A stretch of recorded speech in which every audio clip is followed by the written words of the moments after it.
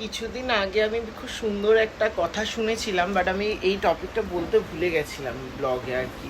মানে সবই তো ব্লগে শেয়ার করি। তো তোমরা হয়তো অনেকেই জানো যে সেপ্টেম্বরে আমি কামাখ্যা যেতে পারি, এখনো জানি না যাবো কি না, বা ঠাকুর টানবে কি না, কারণ ঠাকুর না টানলে তো আমি যেতে পারবো না। তো ইচ্ছা আছে আর কি যাওয়ার। তো আমাকে একজন বলছিল যে তুই ধর কামাখ্যা যাচ্ছিস, তারপরে ধর কারোর বিয়ে ভেঙে গেল, তারা যদি এসে তোকে বলে, আছি মানেটা কি কি আমি কামাখ্যা যাচ্ছি, কার বিয়ে ভাঙবে? আর যার বিয়ে ভাঙবে সেটা তো কপালের দোষ, আমার কিসের দোষ? আমি কি কামাখ্যায় লোকের বিয়ে ভাঙতে যাচ্ছি নাকি? মধ্যমগ্রামের অনেকেই আছে, এই ঠাকুর বাড়ি যায় ওই ঠাকুর বাড়ি যায়, স্বামীকে আঁচলের তলায় রাখার জন্য, বউকে এই করার জন্য, অফিসের স্যারদের মাদুলি পড়ে যাতে অফিসের স্যাররা তার কথা শুনে চলে, এগুলো হয় মধ্যমগ্রামে। কিন্তু আমি তো সেটা করতে যাচ্ছি না, আমি তো মা কামাখ্যার কাছে যাচ্ছি। মা কামাখ্যা যদি ডাকে, মা কামাখ্যার কাছে যাব। আমি তখন বললাম যে আমি এতদিন ব্লগে অনেক কিছু বলেছি, তো যদি এরকম ইনসিডেন্ট কখনো ঘটে, আমি সবার সামনে যে আমাকে এরকম অপবাদ দেবে তার গালে যদি দুটো জুতোর বাড়ি আমার নাম বসাতে পারি, আমার নাম রানা নয়, তাহলে আমি মধ্যমগ্রাম ছেড়ে চলে যাব।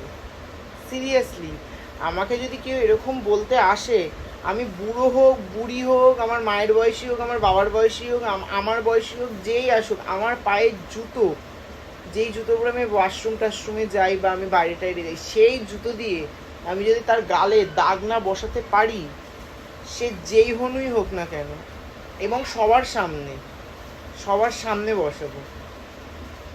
সিরিয়াসলি আমার খুব ইচ্ছে, আমি এটাই করব। এতদিন ব্লগে অনেক কিছু বলেছি, এবার সবার সামনে করব। কে কার বিয়ে ভাঙবে, কখন বিয়ে ভাঙবে, এগুলো তো কপালের ফের। জন্ম মৃত্যু বিয়ে 3 বিধাতা নিয়ে, তাই না? তো সেটা বিধাতা জানে, সেখানে তো আমার কোনো হাত নেই। আমি কি ঈশ্বর? মানুষের মানে সব ঠিকঠাক হওয়া বিয়ে আমি ভেস্তে দেব? আমার কোনো ইচ্ছা নেই। আর না বাবা, যাই হোক, আমি আমি সবসময় বলি না, আমি যাদেরকে পছন্দ করি না তাদের সম্বন্ধে কিছু বলা মানে ওয়েস্ট অফ টাইম।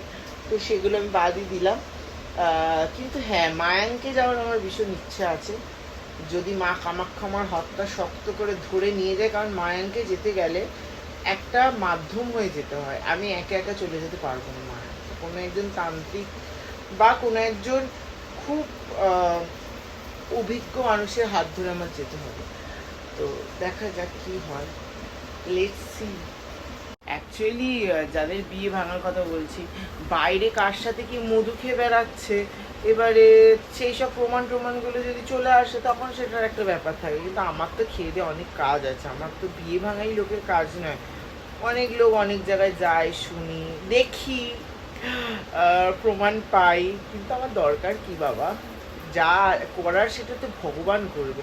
ভগবান মানে ভগবানের ওপর ভীষণ বিশ্বাস, তো লোকের ছেলে মেয়েকে নিয়ে কুটকাচালি করলে ভগবান আছে মাথার ওপর, আজ না হোক 5 বছর পরে ঠিক ভাঙবেই, আমার বিশ্বাস।